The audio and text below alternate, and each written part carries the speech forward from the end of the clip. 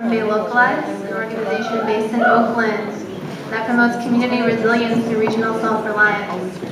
For us, urban agriculture is central to our mission of localizing our economies.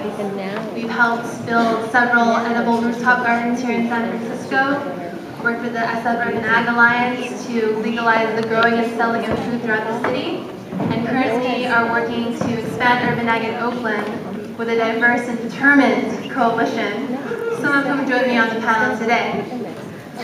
Urban ag really must be a cross-sector effort because it impacts all of us. And as we see that this movement is growing to become more multicultural and multi-generational, this panel discussion will focus today on the strategic ways that we're occupying our food system by creatively using land, especially as it is especially critical in urban environments where there are vacant lots, blighted properties, food deserts, as well as job deserts. With the increasing privatization of public resources and mismanagement of public resources, peak oil, and now we hear peak soil, it's very important that we engage in this work across sectors. So reclaiming control of land, be it public, private, bank-owned, or university-owned, is really allowing us to envision a food sovereignty beyond the benevolent land givers, as we've seen in recent weeks. And I asked the panelists today to share with us their experiences and inspirations in this work. So specifically, how do you see urban ag as a form of community empowerment and cultural survival? First, we'll start with Kelly Carlisle, the founder and executive director of Acta Verba, the Youth Urban Farm Project, based out of the Casa Fronga Recreation Center in East Oakland, site of our February 27th action against Monsanto's Roundup, Global Day's action to occupy the food supply. And she just finished up a 10-week community forum series called Community Power for Healing the Body and Soul. Kelly, please share with us how you started this urban farm and how are you making those connections between health, local food, and community survival. Thank you. So these chairs are kind of shaky, but I want to start out by thanking Kay for asking me to be on this panel. It's a real honor to be here before you today and just share my little story.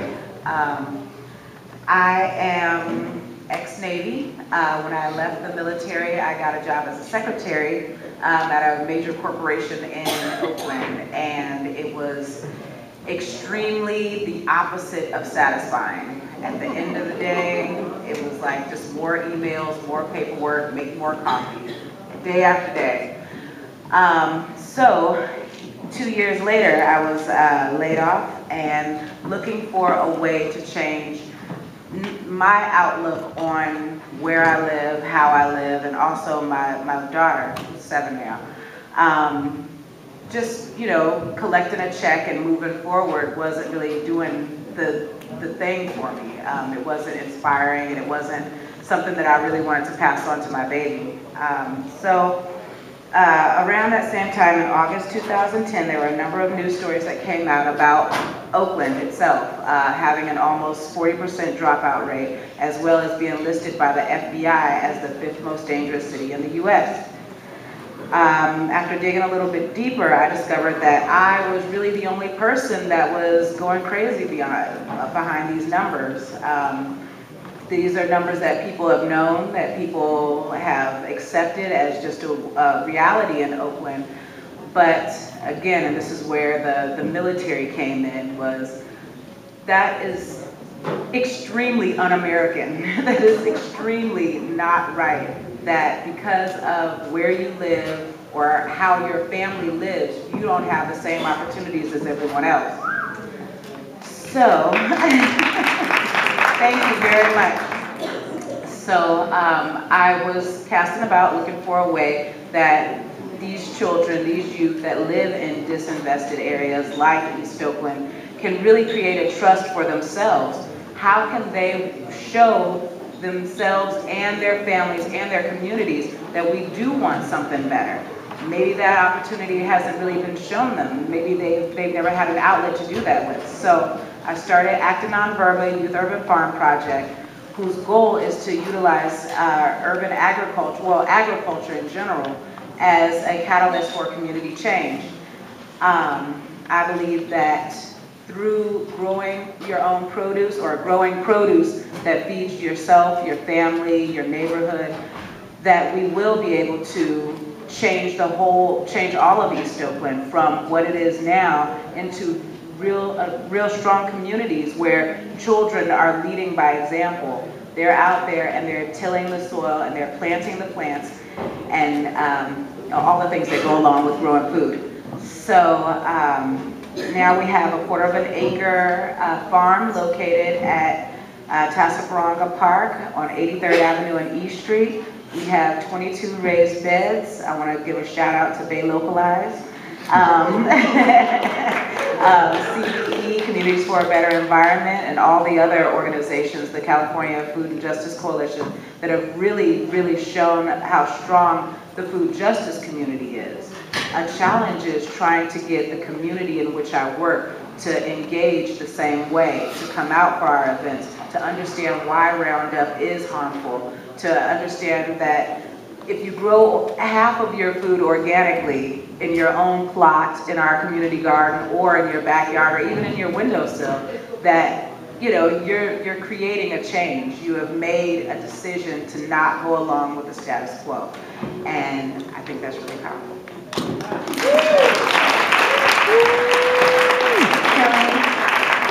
Next we have Julio Madrigal, a permaculture landscaper with Planning Justice and co-founder of Eat Grub, that's enhancing access to gardens and revolutionizing urban backyards. He developed this as a high school senior through Ashoka Youth Venture. Planning Justice's slogan is grow food, grow jobs, grow community. And they created a replicable model of accessible and affordable permaculture gardens, linking job creation to the greater demands for the green economy. Julio will tell us more, but what are your plans for this new venture, Eat Grub, and what's some advice you have for young organizers and entrepreneurs? Thank you very much for a very good intro.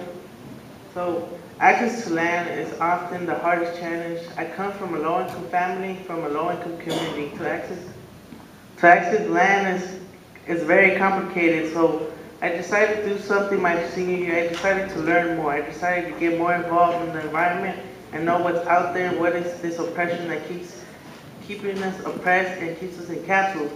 So throughout the years, I started learning about global warming, environmental racism, food deserts. Then I found Planting Justice, both founded by Helene Sandy and Gavin Raiders, who have been incredible mentors for me, and my co-partner who initiated Eat Grub with me. And throughout that, we have created 115 gardens in low-income communities and high-income communities.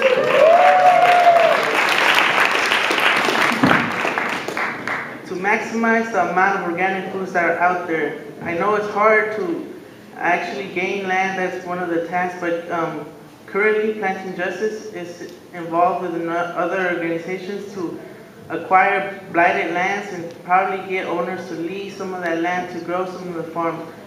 Planting Justice has been in schools, apartments, and the biggest accomplishment right now is working in St. Quentin State Prison, where we have people who come out, formerly prisoners from that prison, come work with us in our crews and have been creating the same jobs. We create greener environments and greener jobs to the economy. Right on.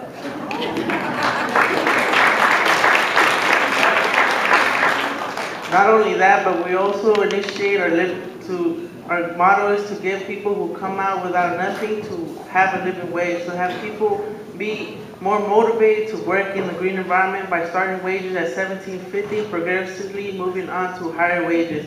I'm currently an edible landscaper, and I have been working with most of these people who have something to say and want to do something for the community. Planting Justice does that. Incorporates more people, gets them united, and do something for the community, and that's the change low-income communities need to see, and that's the change I'm seeing in my community. Thank you.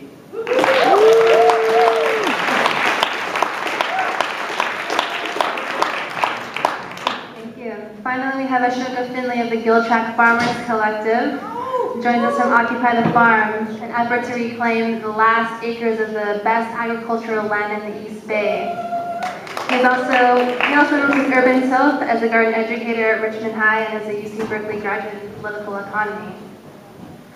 So, Occupy the Farm, as this kind of new urban peasantry, has been incredibly inspiring by introducing this idea of the commons into the mainstream. However, land reclamations aren't anything new. Ashoka, how can we have conversations around land reclamation that are grounded in an understanding of land struggles historically and globally, and how can this inform our organizing? Basically, what movements have inspired your collective, and what kind of precedents do you see this setting? Also, why does an action like Occupy the Farm necessitate cross-sector support, particularly to ensure a GMO-free UC? Hello. Yeah, so obviously Occupy the Farm and land reclamations aren't anything new. We have a history of these struggles happening in Central and South America. I know that for our collective, La Via Campesina and MST have been incredibly inspiring. But at a certain level, there's only so much that we can learn from those struggles, because those struggles are very different and they're rooted in very different communities. And we live in the United States where private property is a sacred right. And so challenging that idea through Occupy the Farm is really, really important, because for food sovereignty and food justice, it is an interesting example of how sometimes you have to cross the legal line to fight for what's right? The UC, the history of this land is that it was a land grant given by the Gill family for agricultural research for biological pest control, which is the use of one organism to fight off another. And so it was an example of, the challenging of pesticides and herbicides and these things that obviously, these unsustainable inputs that have taken over agriculture. And so in that spirit, we wanted to protect that. And so we wanted to establish an educational resource in the heart of the East Bay that can be used basically to train people and teach the skills that have been lost over time, have been kind of trained out of people. And it's interesting talking about, place, like other panelists have talked about, they're rooted in communities like East Oakland. I work in Richmond, but the place that the Gill Tract is in is not a food desert. It's mostly white, it's mostly upper middle class, and that provides a different context, right? It's a different type of project, and it's produced a lot of challenges within the Gill Tract collective, because we're talking about food justice and food sovereignty, but a lot of people within this, this strategic movement see us as kind of talking the talk but not walking the walk. If we're really just starting an urban farm to increase property values in an already rich neighborhood, are we really making that much change, even if we're occupying something? And so it's really had us kind of reevaluate, what we're doing. And so, one of the things that we came to the conclusion of is that we need to reevaluate what's public. What is the value of a public institution? What is the value of public space, and who should benefit from these things? And that is informing our plan going forward, because obviously this land is owned by the University of California. And so, as a public, we should ask, who is this land supposed to benefit? What should the purpose be of the last Class 1 agricultural land left in the East Bay? I mean, realistically, it's only just over 5 acres, and that's, a 250 family CSA. which really isn't that many people, but what we want it to be is kind of an example of how, you know, urban land reform can happen in the United States, in the context of that we live in. We have, you know, the saying, occupy everything, and I think a lot of us really believe in that. And it's also had to reevaluate what we think of organizing, because obviously Albany isn't food insecure, quote unquote, but it is. It is food insecure if you're looking at a long enough scale, right? Because eventually there won't be enough petroleum for them to do agriculture the way they do and have the inputs and lifestyle that they have currently. And so, you know, we're challenged to kind of think longer term while also acting on the present that's very pressing and very real. Yeah.